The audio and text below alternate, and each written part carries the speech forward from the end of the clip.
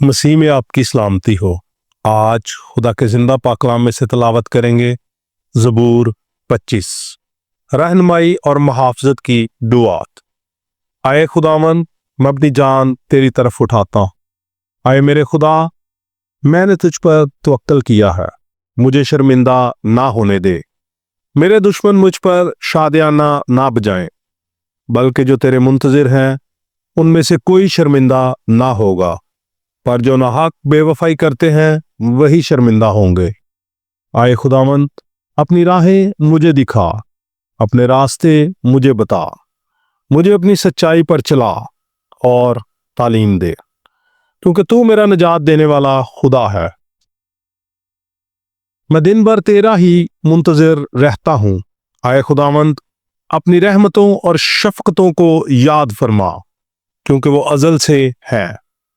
میری جوانی کی خطاؤں اور میرے گناہوں کو یاد نہ کر۔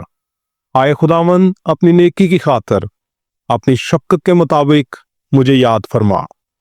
خداوند نیک اور راست ہے، اس لیے وہ گناہگاروں کو راہ حق کی تعلیم دے گا۔ وہ حلیموں کو انصاف کی ہدایت کرے گا، ہاں وہ حلیموں کو اپنی راہ بتائے گا۔ جو خداوند کے عہد اور اس کی شہادتوں کو مانتے ہیں ان کے لیے اس کی سب راہیں شفقت اور سچائی ہیں۔ آئے خداوند، اپنے نام کی خاطر میری بدکاری معاف کر دے، کیونکہ وہ بڑی ہے۔ وہ کون ہے جو خداوند سے ڈرتا ہے؟ خداوند اس کو اسی راہ کی تعلیم دے گا جو اسے پسند ہے۔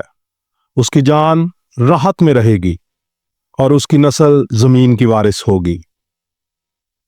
خداوند کے راز کو وہی جانتے ہیں جو اس سے ڈرتے ہیں، اور وہ اپنا عہد ان کو بتائے گا۔ میری آنکھیں ہمیشہ خداوند کی طرف لگی رہتی ہیں، کیونکہ وہی میرا پاؤں دام سے چھڑائے گا۔ میری طرف متوجہ ہو اور مجھ پر رحم کر، کیونکہ میں بے کس اور مصیبت زدہ ہوں۔ میرے دل کے دکھ بڑھ گئے، تو مجھے میری تکلیفوں سے رہائی دے۔ تو میری مصیبت اور جاں فشانی کو دیکھ اور میرے سب گناہ معاف فرما۔ میرے دشمنوں کو دیکھ، کیونکہ وہ بہت ہیں اور ان کو مجھ سے سخت عداوت ہے۔ میری جان کی حفاظت کر اور مجھے چھڑا، مجھے شرمندہ نہ ہونے دے، کیونکہ میرا توکل تجھ ہی پر ہے۔ دیانتداری اور آس بازی مجھے سلامت رکھیں، کیونکہ مجھے تیری ہی آس ہے۔ آئے خدا، اسرائیل کو اس کے سب دکھوں سے چھڑا لے۔ خداوند کے زندہ پاک کلام کا پڑھا اور سنا جانا ہم سب کے لیے باعث برکت ہو۔ خداوند اپنے اس کلام کے وسیلہ سے آپ کو، آپ کے خاندان کو اور آپ کے کاروبار کو بڑی برکت دے۔ آمین۔